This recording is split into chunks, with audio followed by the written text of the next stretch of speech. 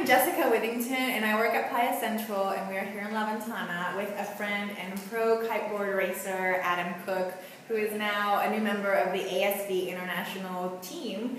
Adam, to give you a little history, is a world champion from 2010, and the last 2 years he's been able to maintain top 2. So thank you for being here, Adam. Tell us about yourself. Well, I'm from Seattle, and I'm a sailor, snowboarder, skateboarder, windsurfer who evolved into kiting like 15 years ago, and it kind of just came full circle. And after I retired from doing the freestyle thing, I got into the racing scene, which is how long have you been in the kite racing scene? Let's see. Officially, I started in 2010. Yeah. Okay, and what do you think, like from when you started to today, the last 3 years, what ways has kite racing changed? And where is kite racing today compared to when you started? Actually, those are good questions. The game is very similar, but the equipment's changed a lot. The caliber of riders and the amount of time it takes for us to go around the race course is all shortened. The equipment has gotten better and more user-friendly. In 2009, they rode the boards edging like a wakeboard. In 2010, I came out of the blue and showed up with riding the board more flat, which is a totally different approach and different method of trimming your bar and kite, very similar to racing sailboats. So do all kite racers right now ride their board flat? Anybody who's in the top 10 is trying to, for sure. Anybody who's in the top 10. So you came out with some exciting news, and you are now with ASV Kites. So congratulations on that accomplishment. Thank you. ASV Kites, they do race-ready gear. Tell us what impact you think of ASV's decision of only offering race-ready kites will do to the industry, really in regards to making it more accessible.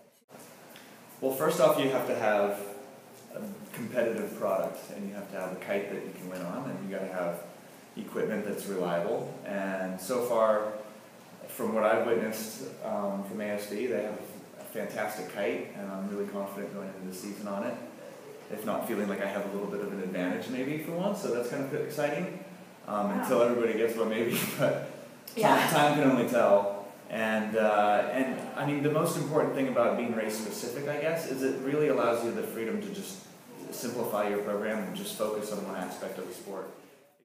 It's cool that Simone's willing to take the risk in a currently small industry and believe in it enough to try to build it for the future, and I want to be a part of that. So you mentioned Simone, who is the designer and the owner of the ASV brand. And you guys actually got to spend some time here in La Ventana earlier this year. You know, you've been coming to La Ventana for the last few years. You think maybe La Ventana as being like a mecca during the winter, or how important is La Ventana to you? Especially that you made this big decision here in La Ventana. Well, I was lucky to have Simone here training and testing this product, so I was really fortunate to kind of have him in my backyard, or not even, kind of just showed up at the same spot. And I think why we all come here is, first of all, it's extremely affordable. Yeah. You know, you can spend a month or two here for the same price that you can in Maui or anywhere else. So it's really like a no-brainer. For a professional, it offers easy access to all the top racers in the world. You know, all the top racers. So I have heard you say that ASV, being able to buy the kite and just buy the board from a one-stop place is great. But you do say that the one thing of kite racing gear that you think should be custom is your fins. And I think it's worth mentioning to everyone that while you were making the decision or testing ASV kite to see if it was what you wanted, you had Paulo Rista here in La Ventana trading out fins for you. Was Paulo Rista and his presence here and R&D help you make those decisions? Yeah, I mean, it really, anytime you change your wing or your canopy or anything in your program, it can, you know, change things a little bit. And the one parameter that is really, really important to be able to customize and change is your fins. It's like the most important parameter. As soon as everybody has to ride the same fins, you're going to see everybody weighing 175 pounds. Essentially, your fin is like your tennis shoe, and if you're running track or an ice skater, or even riding a bicycle, you're going to have a customized size shoe that fits you perfectly, because if you don't have that, you don't have any platform to succeed on. And I think the fins are the most important thing, and Palo Vista's done a phenomenal job of just, it's amazing how we've come full circle so many times in our design, to the point where we're really starting to figure out what is working and what's affecting things. So for the public, how hard is it to get custom fins for someone? Easy. You just send an email to Palo and tell him what board you have and what you're doing, your experience, and he'll make sure that you have the perfect set of fins. And if you don't... That's good. So you understand how cool kite racing is, and most of the top pros do too. We just now see for the first time this year and last year, especially when a lot of the board shapers started producing their boards and having production boards. Wait a minute.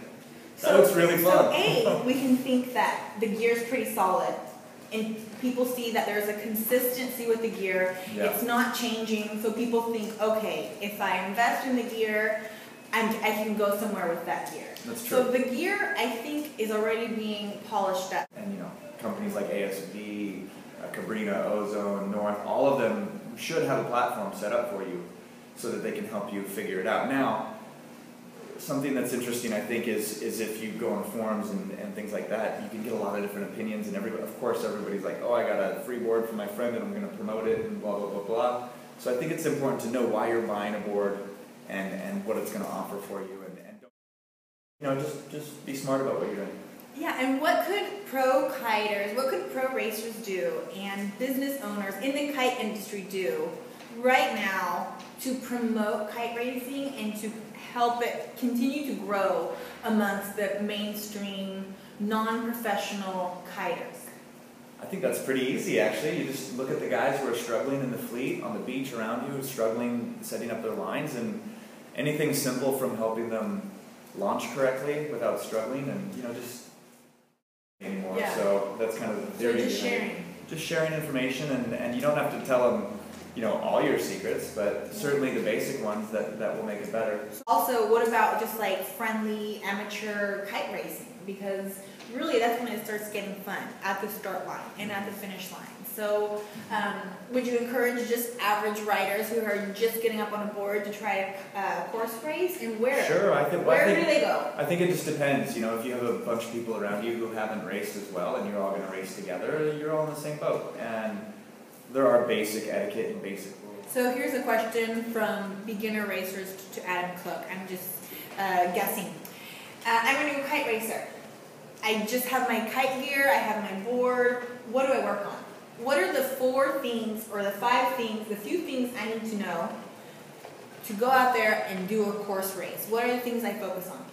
Well, it's really, I guess stage 1 would be just simply learning your equipment before you even consider racing. Like putting your fins in, taking your fins out, adjusting your straps. And just, getting your, if you don't have your foot straps, if your foot straps are too tight and you're fighting to get them in, you can't get your foot in over the rail, then you got to be able to recognize that. And we do offer from time to time professional clinics for people who want to jump into the scene and just say, okay, man, this is what I'm doing this year, and I really want a head start. So there can be professional clinics that we'll do to offer that. That's why it's so fun. But I'd say, if you really are, say you're a kiteboarder and you're like, hey, I'm interested in trying racing or a race board, I think the key thing is to go out in lighter winds, because a race board produces a lot of power.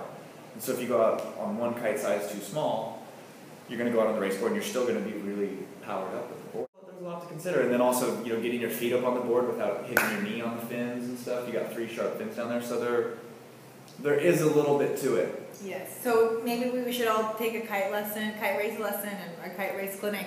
But if you are a proficient kiteboarder and you are adamant with the surfboard and you're comfortable with the twin tip and you know your kite and everything like that, adding a race board in a lighter wind or underpowered scenario is going to be exactly what you're looking for. Yeah.